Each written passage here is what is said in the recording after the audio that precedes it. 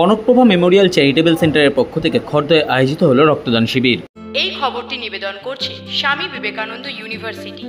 আপনার সন্তানের স্বপ্নের ভবিষ্যৎ গড়ে তোলার একমাত্র সঠিক ঠিকানা। যোগাযোগ 7044086270। কনকপ্রভা মেমোরিয়াল চ্যারিটেবল সেন্টারের পক্ষ থেকে খর্দহ রহরাবাজার এলাকায় আয়োজিত হলো স্বেচ্ছায় রক্তদান শিবির। খর্দহ বিধানসভার বিধায়ক তথা রাজ্যের কৃষি ও পরিষদীয় মন্ত্রী শোভনদেব চট্টোপাধ্যায়ের প্রয়াত মাতা কনকপ্রভা দেবীর নামে প্রতি বছর সংস্থার পক্ষ থেকে রক্তদান শিবির সহ সমাজের সুবিধাবঞ্চিত মানুষের জন্য স্বাস্থ্যক্ষেত্রে বিভিন্ন রকম জনকল্যাণমূলক কর্মসূচির আয়োজন করা হয়। তেমনভাবেই উৎসবের মৌসুমের আগে রাজ্য জুড়ে তৈরি হওয়া রক্ত সংকট মেটাতে এমন ধরনের রক্তদান শিবিরের আয়োজন করা হয়।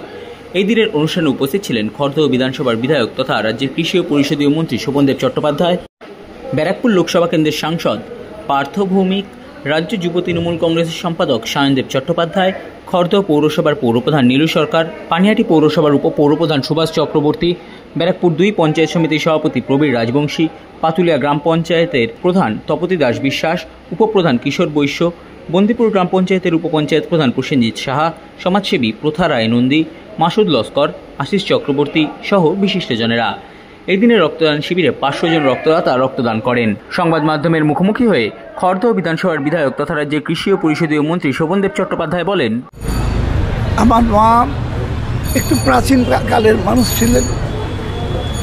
যেদিন বিবাহ হয়ে তিনি কলকাতায় এসেছিলেন ভবানীপুরে, সেদিন তিনি জুতো ত্যাগ করেছিলেন আমাদের বাড়ির নিয়ম অনুযায়ী।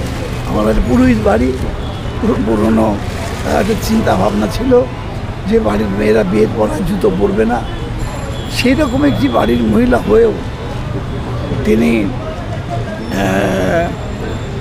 আমাদের এলাকায় সেই সময় যখন আজকে মহিলা ক্ষমতায়নের কথা হচ্ছে, সেই সময় আজ থেকে বহু বছর আগের কথা বলছি আমি।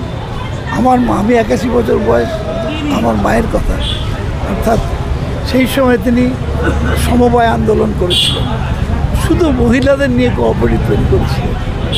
ফলে একটা আজকে আমাদের নেত্রী নারী ক্ষমতায়নের কথা নিয়ে লড়াই করছেন এবং তিনি তাদের ক্ষমতায়নের অনেক সফল হয়েছেন।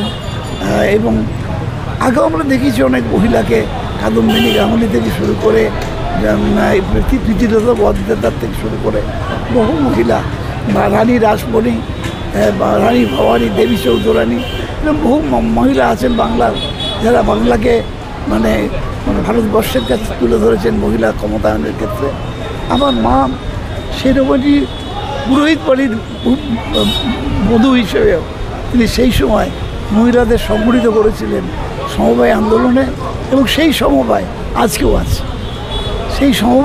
আছে, এখনও চলছে সেই সমবায়। তাই আমার মা মারা যাবার পরে আমি ঠিক করি যে আমরা একটা এমন সংস্থা তৈরি করব মায়ের নামে, যার মাধ্যমে আমি জনসেবা করব।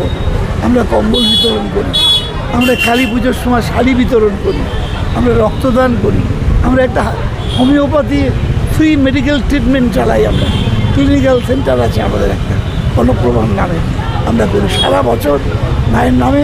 যেহেতু মা সেই সময় এতখানি এগিয়েছিলেন, রাস্তায় নেমেছিলেন, খালি পায়ে হাঁটতেন, তো তারপরে জীবনে কখনো জুতো পরেননি, তো সে খালি পায়ে রাস্তায় হাঁটতেন।